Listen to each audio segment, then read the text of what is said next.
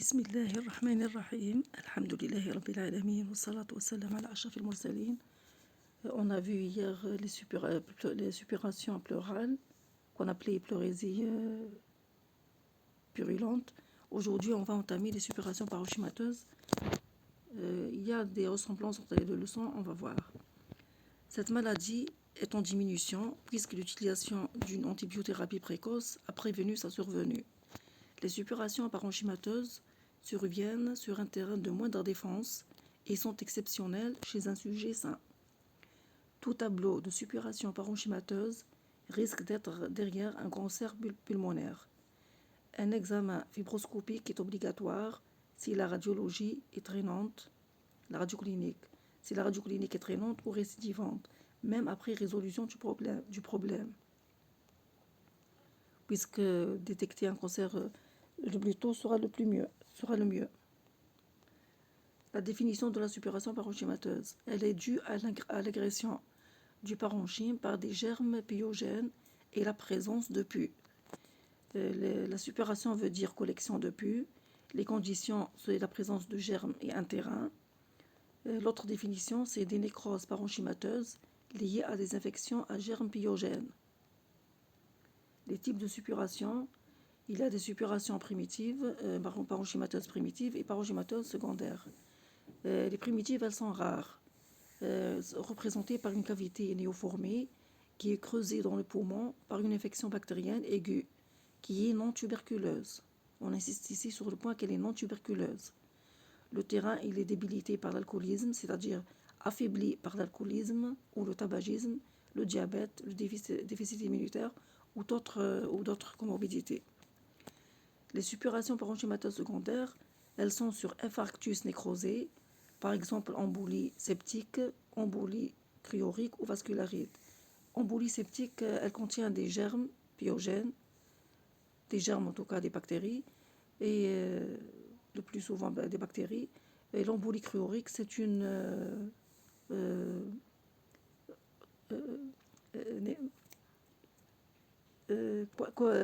caillot sanguin, j'ai oublié le mot, c'est un caillot sanguin, ou une vascularite.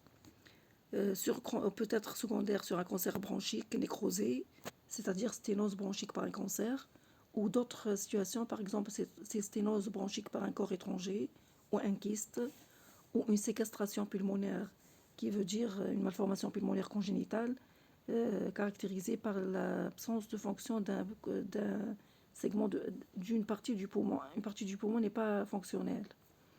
Ou secondaire, un conglomérat nécrotique de silicose. Le mot conglomérat veut dire accumulation de nodules et le fusionnement de ces nodules qui vont former une grande masse. La pathogénie, ce qui est important, ce sont les facteurs de risque qui altèrent les moyens de défense. Peut être local, par exemple l'obstruction de la bronche par une tumeur ou un corps étranger, ou par une stase bronchique comme dans la dilatation des bronches. Ou facteur de risque général, par exemple l'éthylisme, diabète, etc., comme maladie concomitante ou immunodéficience. Et la deuxième pathogène, le deuxième phénomène, c'est l'inhalation du matériel septique. Il provient des voies aérodigestives qui sont riches en germes. L'inoculum microbien est d'autant plus important qu'il existe un mauvais état bucco-dentaire. Donc, le contenu des voies digestives va passer dans les voies respiratoires. Ou troisièmement, les portes d'entrée aériennes ou dentaires, sinusiennes, cutanées, en fonction du mode de contamination. L'autre mécanisme de la pathologie, c'est on va parler de la contamination qui est ou bien par voie bronchique, ou voie hématogène, ou par contiguïté. La voie bronchique, elle est fréquente, représentée par l'inhalation de particules septiques, quand on respire des particules bactériennes ou autres, n'importe comme les produits de pollution.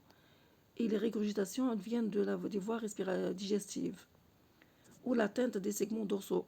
L'atteinte des segments dorsaux, c'est la partie anatomique du sujet,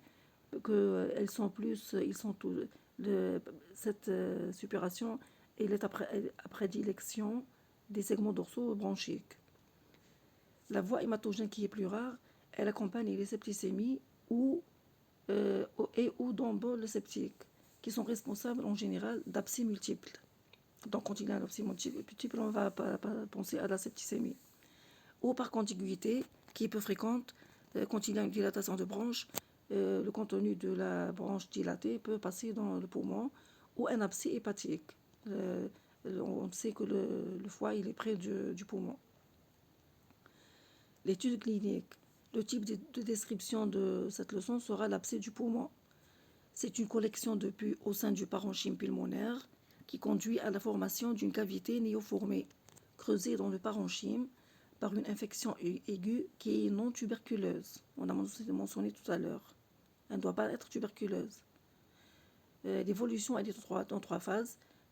Première phase de présuppuration qui est à foyer fermé, puis la phase vomique. Elle va être manifestée par l'extériorisation du contenu, et la dernière phase de suppuration ouverte.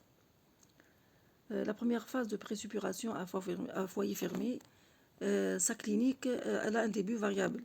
Il peut être aigu ou insidieux. S'il est aigu, il va être manifesté par une fièvre de 39 à 40 degrés, douleur thoracique, toux sèche.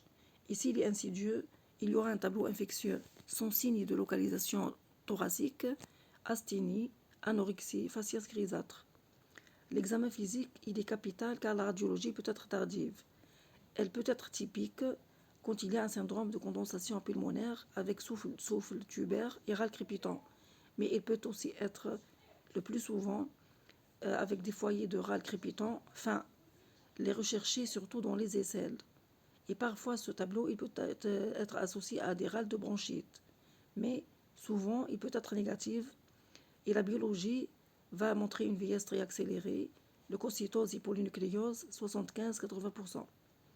La radiologie, il y a une remarque, la radiologie elle est spécifique à chaque stade. Il y a dans ce stade de présuppuration, on observera opacité dense homogène ou inhomogène, systématisée ou non. Donc elle n'a pas de spécificité. Dans la deuxième phase, qui est la phase de vomique, elle va être témoin de l'ouverture de la collection dans une branche. Vers le 5e jour, il y a apparition brusque d'une expectoration franchement abondante et purulente, la vomique, qu'on appelle la vomique, qui est généralement fractionnée ou rarement massive.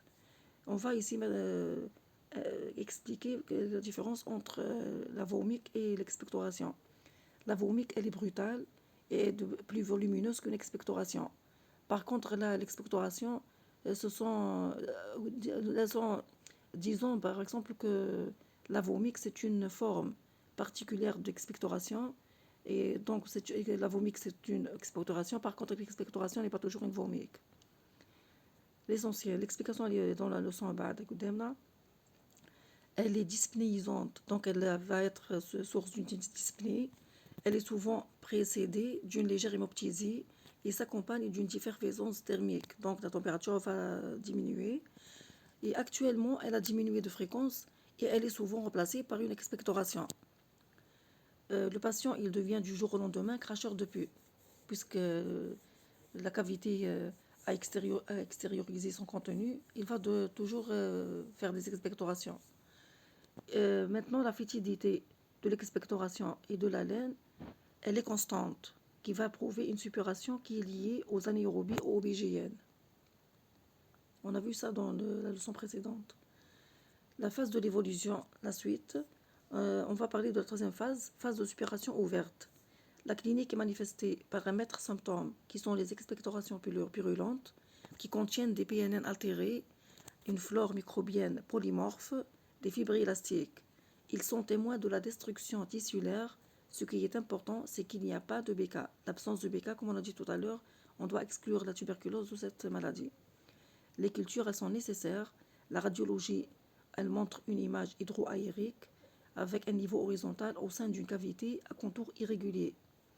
Mais elle peut être une image cavitaire simple. Il y a aussi l'infiltration qui est inhomogène, systématisée ou non. Par contre, on a vu la première phase qu'il y a une opacité homogène ou inhomogène. Ici, elle est inhomogène, systématisée ou non. Les autres examens paracliniques, comme toujours, on parle de l'FNS, il y a hyperleucocytose, 15 000 et 20 000 éléments par cube, millimètre cube, avec PNN élevé. S'il y a une leucopénie, c'est un facteur de gravité. Donc on peut trouver une leucopénie qui montre une gravité. Le syndrome inflammatoire, VIH et RP très élevé.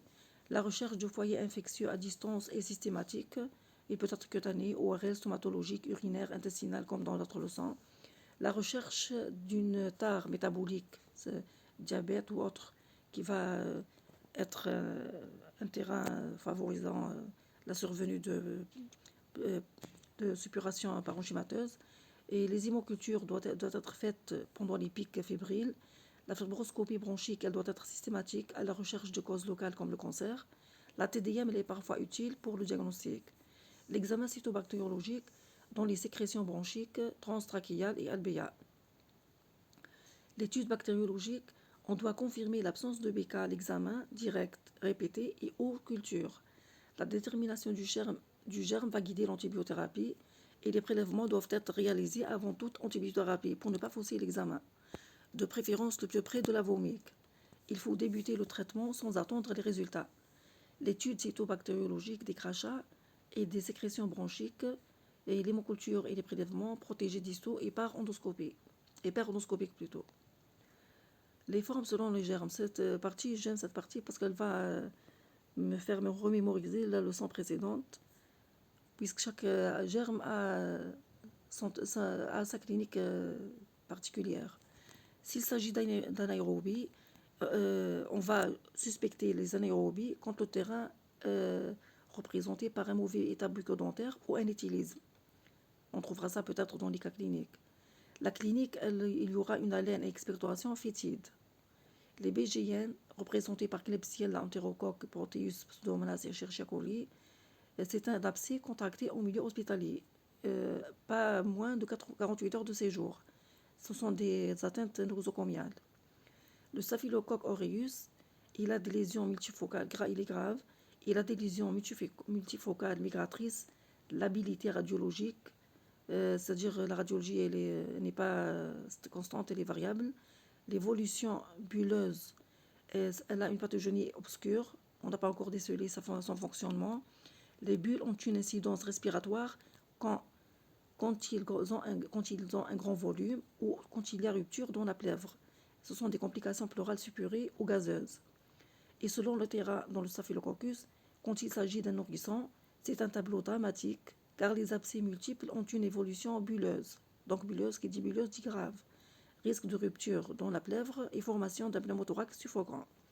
Quand il s'agit d'un adulte, les abcès multiples évoquent une septicopyoémie. Septico, c'est une septicémie, c'est une présence de germes, d'infection. Ils sont pyogènes, émis, donc la présence dans le sang. D'autres formes, il y a pneumocystis carinii. Quand le malade est infecté par VIH, on doit suspecter ce germe. Et aussi l'aspergillus fumigate, il va donner l'aspergillome pulmonaire. Il colonise une cavité, généralement l'aspergillus, il va coloniser une cavité résiduelle de séquelles d'une tuberculose ou un abcès à bactéries pyogènes, pas spécialement une tuberculose. Un autre abcès, il peut être infecté par l'aspergillus. Le terrain de ce germe, c'est une chimiothérapie neutropéniante, surtout si neutropénie elle est prolongée. Donc le corps ne pourra pas affronter la présence de ce germe, n'aura pas une réaction qui va affronter ce germe intrus. La clinique va être caractérisée par des abcès multiples, d'hémoptysie parfois très grave et parfois asymptomatique. Le dernier germe, non, pas le dernier, les mycoses qui donnent l'actinomycose, ils donnent un tableau de suppuration pulmonaire aigu. Ici, la particularité, c'est qu'il est aigu. Son terrain, il concerne un adulte jeune avec un état général altéré. Souvenez-vous de ça s'il y a un cas clinique. Particularité de cette infection, il y a envahissement douloureux de la paroi thoracique avec une fistule cutanée. L'écoulement de pus sanguinolent qui est fétide à grains jaunes. Donc on a un grain jaune, c'est-à-dire égal la mycose. Isolement, on l'isole dans les crachats. le traitement antibiotique, pénicilline ou chirurgie d'exérèse. L'autre germe, le dernier, oui, c'est le dernier, c'est l'abcès amébien. Bien sûr qu'il concerne le foie, il est toujours secondaire à une atteinte hépatique. L'aspect du pus est caractérisé par une couleur brun chocolat. C'est caractéristique de l'abcès amébien. Brun chocolat, on n'oublie pas la couleur du foie. L'anatomie représentée par une nécrose pulmonaire ou un abcès en bouton de chemise. Le terrain, il y a antécédent d'amébiase intestinale chez le patient.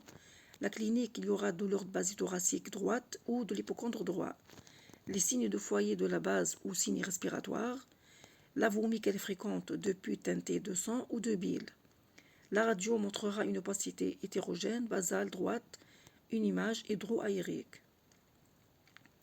Le diagnostic différentiel. Devant un cracheur de pus, on va suspecter une tuberculose pulmonaire ou suppuration bronchique causée par la dilatation de bronche, sachant que la dilatation de bronche a un contexte très différent. Devant une image radiologique cavitaire, c'est une tuberculose cavitaire qui est représentée par des nodules de dissémination plus absence de fétidité.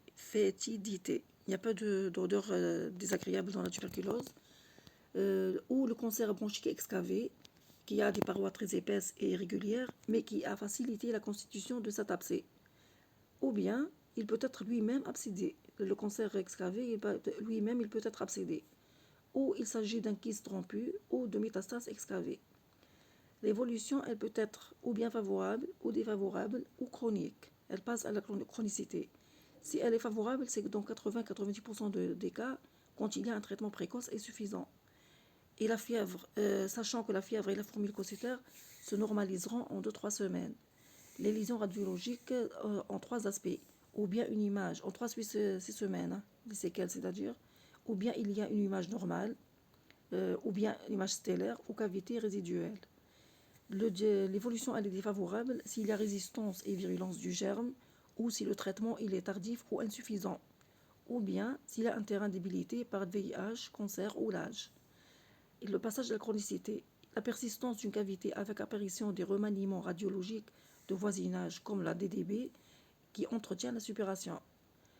Seul le traitement chirurgical permet la guérison et évite l'amyloïdose viscérale et la septicémie grave. Le pronostic, il dépend du terrain, de la précocité du diagnostic, des mesures thérapeutiques adaptées. Bien que la guérison est la règle, bien que la guérison soit la règle, c'est un verbe subjonctif, soit la règle, la mortalité n'est pas négligeable. Les abcès peuvent guérir sans séquelles, les abcès peuvent guérir sans séquelles ou bien laisser en place ce qui suit. L'abcès peut devenir une petite cicatrice stellaire, il peut devenir une bulle susceptible de s'aspergiliser ultérieurement, il peut devenir une bronchectasie dans la branche de drainage d'un abcès, puisqu'on sait que l'abcès il peut faire une rupture par un conduit. Ce conduit, on l'appelle branche de drainage, comme dans la tuberculose aussi. Donc, il y aura bronchectasie. Cette branche peut être dilatée. On parlera ici de bronchectasie concernant la branche de drainage. Et le pronostic est plus réservé pour les atteintes mycosiques. Le traitement, il est de durée de 6 à 8 semaines. Généralement, le traitement général plutôt, c'est un traitement du terrain. L'antibiothérapie, elle doit être adaptée et prolongée. La kinésithérapie de drainage est nécessaire pour évacuer le pus. Le traitement des foyers étiologiques potentiels, c'est systématique. Au début, le traitement il est empirique, c'est-à-dire il va être basé sur des hypothèses et il est présomptif, basé sur le terrain et l'expérience du médecin. Il va être présenté par les céphalosporines une 3e génération et les aminosides, ou selon le germe suspecté, s'il y a une suspicion particulière, les anaérobies vont être traités par la PNG et le métronidazole. Les amibes avec le métronidazole, le pneumocystis carini avec Bactrim, l'aspergillus avec les antifongiques puisque c'est un parasite. L'antibiothérapie sera adaptée aux résultats des explorations. Les éléments à prendre en compte, c'est l'âge, le terrain, les signes de gravité. Et si le patient est âgé avec des signes de gravité, il doit être hospitalisé avec un diagnostic bactériologique et antibiothérapie adaptée en intraveineuse. J'espère que la leçon a été claire, facile. Je m'excuse pour ma voix qui est mebhaha. Je n'ai rien à faire. Si vous avez un remède, montrez-le moi, s'il vous plaît, et merci pour votre attention.